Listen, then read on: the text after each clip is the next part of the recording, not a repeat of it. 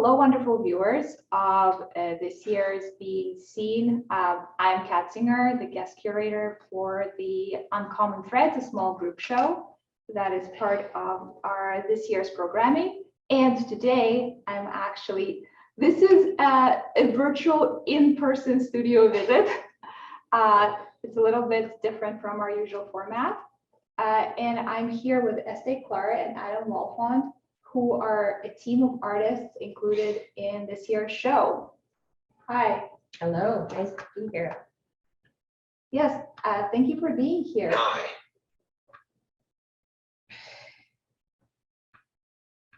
Thank you. Yeah. Cat. Hi, thank you, Cat. Yeah. Of course, very glad to have you, Adam. And the piece that we have on the show is actually a collaboration between you and Estée. And I'm going to ask you a question about you and your artistic practice. So can you tell us a little bit about yourselves? Yes, I am a poem. And I write about the ways of the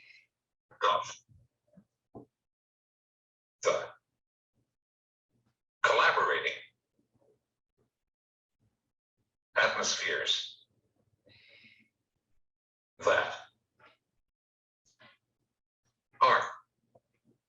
that are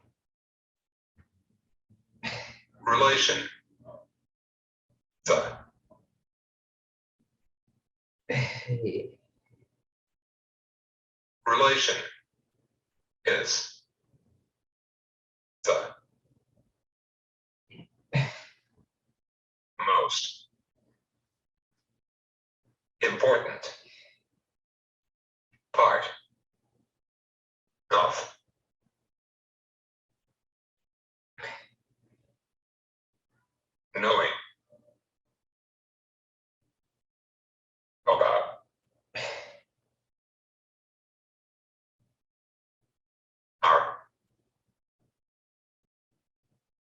collaboration. Yes, I am a poet, and I write about the ways of the collaborating atmospheres that our languaging form is the form of neurodiverse perception, always acting in the relation. The relation is the most important part of knowing about our collaboration. So I usually repeat it just so it's heard better. Yes, I am a poet, and I write about the ways of the collaborating atmospheres that are a languaging form. Is the form of neurodiverse perception always acting in the relation? The relation is the most important part of knowing about our collaboration. Mm-hmm. Do you want to say more about relation and perception? Yes. The relation of everything is in our work that sensing talks about. But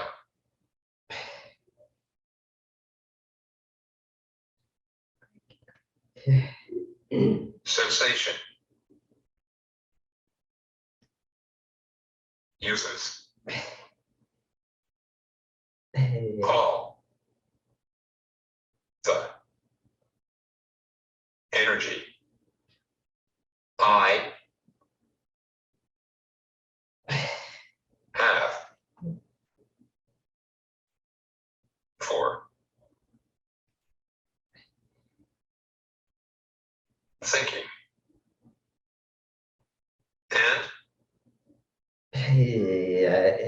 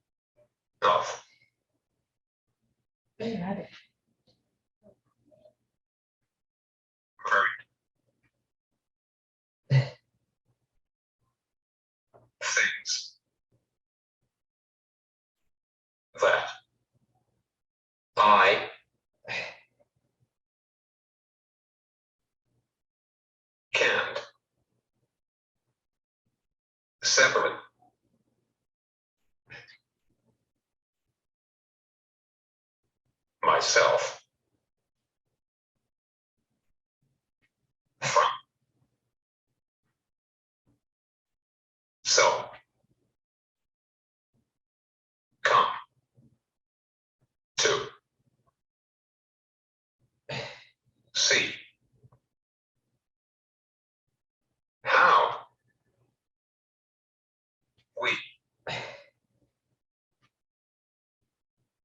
flow of very things that I can't separate myself from. So come to see how we work together. Yes, the relation of everything is in our work that sensing talks about, but sensation uses all the energy I have for thinking. And in poetry, the ways of one are in the ceaseless flow of very things that I can't separate myself from. So come to see how we work together.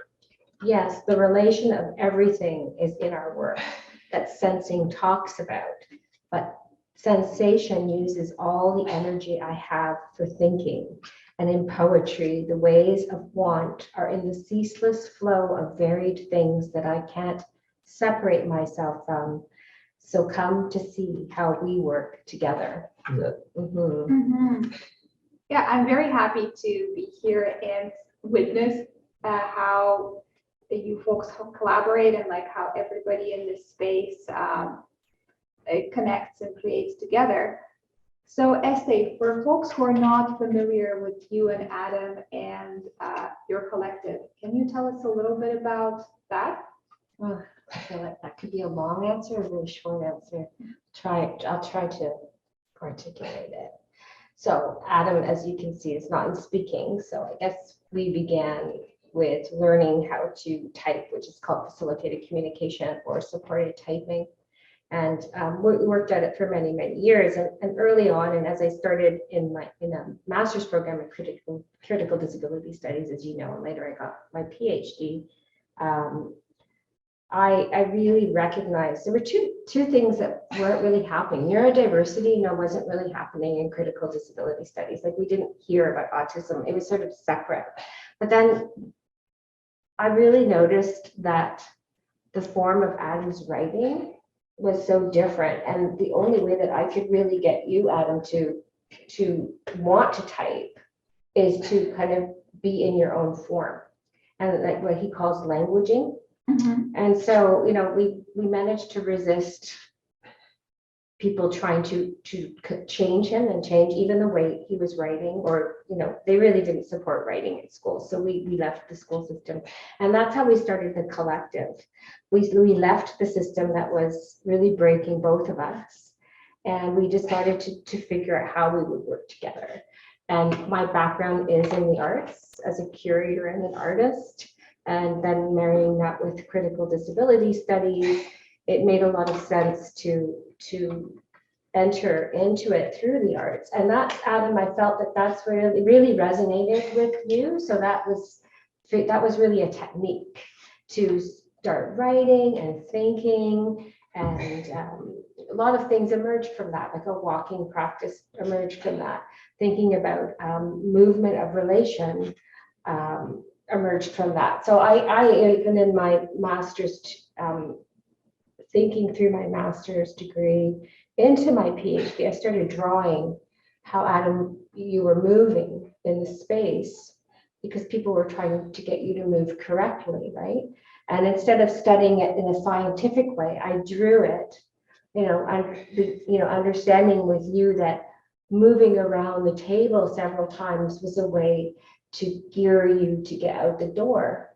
Whereas behaviorists or people in that mindset would say, well, he doesn't want to leave, he's not being compliant, and so on.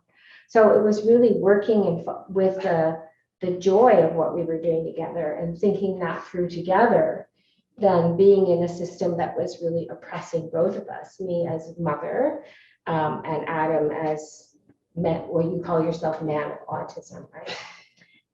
So then we started like this sort of homeschooling with other people supporting us. Then we started a collective of other artists that started to come to us and mentor with us and create with us. And then we moved to the studio during COVID, right in January of 2021. We got to the studio. We were in a smaller space before, and then it expanded the work. We have more space to work in, literally here. And other people come in and work with us, and online on Zooms, and we think together, we study together, we find our own modes of study. We read what we want to read in philosophy and in theory and in art. And it's just this experimental project that really has revealed, I think, what we call techniques for neurodiversity and allowing the space for neurodiverse forms and creation. That's what we find really, really important. And what's coming out of it is really beautiful work, I think. So about this piece in the show that you and Adam collaborated on, I know, like Estée, you were probably the person behind the textile piece. And since I'm gathering textile works, could you tell us a little bit about your history with textiles? And Adam, if you like or dislike textiles, like, I don't know. I know you like sticks and I know you pick up objects, but what do you think about what the objects are wrapped in? Yeah, so this emerged during COVID when we were in the home and we couldn't do anything. And I felt that I needed to create with Adam. So he was busy writing poetry and collecting a lot of sticks on our walks, which is a way of really kind of managing space, right? Mm-hmm. Like when there's, Adam, you described it as a forge inside your eyes and just all those senses that you talk about here. It's a way of being able, it's a tool, if you will, moving through space. And we picked up a lot of sticks, and the rubber bath toys also were like a tapping tool, like to pace through space. And it just sensorially, it's interesting, like the different sounds different rubbers make. Also, Adam, you were really interested in the eyes of toys because you could really peer into the eyes, and we got really involved. Yeah, you can get up and move and come back. It's so much easier to look at the eyes in a toy than a human, right? And that was a fascinating thing. So anyway, we at home it's hard to paint and and make mess and text. This is how we started using textiles. So you see. Your viewers can't see it, but there's massive branches that we were finding during COVID they're like 6-7 feet long. Tree limbs, not even branches, they're limbs. And Adam needed to feel the weight of them to feel settled in space. And then I said, okay, fine, let's take them home. And then we checked for bugs and all of that. And we started wrapping. And then the chairs came from talking about school, and compliance training, right? And but in Adam's perception, the way he writes so much in his poetic languaging ways, there's so much movement. And so when we talk about synesthesia as hearing color, we found that that was much too simple, or or tasting color. That for some autistic people, like Adam, it's much deeper than that. There's so many modalities. And so there was a depth too that I kind of wanted to capture in the movement of it all. So it's like echo-proprioception. It's the feeling in the atmospheres. It's the way the body feels in the atmospheres. I just want to qualify, it's the end of the day. And Adam's really been doing some gigs today and he's tired now. But Tabasco bottle with taste, all the colors, all the toys, all the sticks. And then the chair was just, it might be considered kind of didactic, but it really spoke to like sitting in a chair versus being able to move. So I don't know if that's a multi-pronged answer to your question. Yeah. So the title, can you tell us a little bit about the significance of the title of this work? Yes, one is called Sit Still and the other is Look at Me. And that's speaking directly to the ABA world and school, particularly where you're not supposed to move. You're supposed to let, obviously we all know that.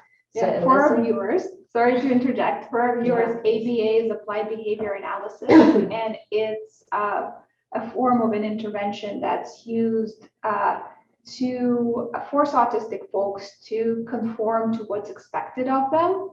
And it's a very controversial form of treating autistic people. That's Estée and Adam are, would you say protesting? We refuse it. We resist it and refuse it. And I think also because Adam's now a master's student at Concordia, and because we've managed to resist the system, we just had to resist it. He wasn't going to survive anymore. But those people who can pass, autistic people who can speak and who can kind of pass in the system, what we're finding is that everybody's asking you, Adam, like, how do you press against what everybody's expecting you to do in a classroom, be it writing in an essay form or reading differently. We're finding that folks who actually read articles read differently. And some professors want you to pick up certain points that they want you to understand and learn. But a lot of autistic folks will read it differently and pick up other details in there. So, in some ways, those folks who have been in the system are kind of suffering more because they've had to do this, right? They've had to be compliant and they've been able to pass just so much. But once they get into the university, it's even more dreadful. So that Sit Still and Look at Me are like, even though it's from the therapy that teaches kids to look in the eye, which is utterly painful, rather than peripheral vision or twallowing. We call it, his word is twallowing, which is shaking, but we like twallowing for the following. It's just, it's a very painful and a wasteful process. So I do resist it. I resist even like what, in Ontario, I was just saying, sorry, there's somebody sitting off in the corner here. It's Kira, and I'm looking at her. Nobody can see you. Ontario, they're debating the services again for autistic children. And I'm like, it's like, Adam's 21. It's like, the conversation hasn't changed about services. And I was thinking about, they're talking about mental health because of violence going on in Toronto or housing issues. And right next to that comes the autism story. And I feel like you might as well just say what you're really wanting to say, which is, let's put people away, right? And I can't go and even enter into these conversations. I think both Adam and I are really tired of it. And we do this work through showing what creative, not potential, but creativity comes out of it. And when people become familiar with new forms and, through the work itself seems to us really lacking in the world right now. And hopefully it will happen more. Mhm. So I guess if we could, like, I know that, like, I'm instinctively resisting asking, and you might instinctively resist answering this, but like, if we were to sum up the message of these two pieces, sit still and look at me, what would it be in like one sentence? If we were to sum up the pieces, Yeah, if we were to sum up the message, like, what is the one thing that you would love for folks to get from the pieces? understand the complexity of difference, which very much includes different orientations and perceptions of the world itself, and what forms they can bring to create a new world. That makes sense. Thank you for meeting my challenge. Our pleasure. So, in terms of, like, you were saying that there were things going on in your personal life while you were creating these pieces, aside from COVID, I'm trying to make, like, a part of my mission in this show is to humanize the artists, because a lot of times we, hide behind these, well-constructed artist statements and our academic coping language. So, I just want to know, like, with this piece, like, what was going on while you were making it? I felt like, we both felt, do you want to come back? No. It's okay. Can Kira drag you back for fun? And it could be a fun ride. Oh, no, you can see you. Okay, good. I wanted to We make can sure. see you. Excellent. What was going on other than the pandemic? We were both saying it was an extremely creative and positive, strangely, a positive phase. It was the first time in our lives that we felt that the whole world could experience some of the pace that we have always felt. Some of that including isolation, right, and exclusion. And people had to work from home, and people were complaining about their kids at home. And there was an aspect of me that was thinking, I've always had to be at home. It is a way of, I was really rethinking parenting too at this time, and how autism tends to frame or encourage parents to frame autism as a burden, right? Oh, it's so hard, and all the wonderful things that were coming out of being together and doing things differently was going on. I was thinking about it and creating these works with Adam. We were going out and we were collecting items, and he was doing some of the wrapping as well. And because of the fine motor movement, that was difficult for him. I was doing more of the weaving and the knots in these pieces. It was a great deal of fun. And some of it was feeling quite domestic to me too, because I typically don't knit like you are doing right now. So I call it rogue weaving, because I'm not particularly skilled at it, but I really enjoyed the kind of feminine nature of knotting and weaving in that traditional sense, being at home. Yeah, so there's a few things that were on my mind at the time and that we were talking about.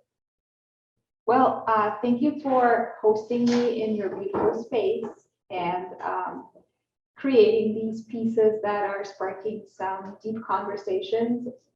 Like you're saying, you can't talk about these things anymore, but you're still talking about these things through these pieces. And the more pieces you create, the more, like the richer and deeper the conversation is.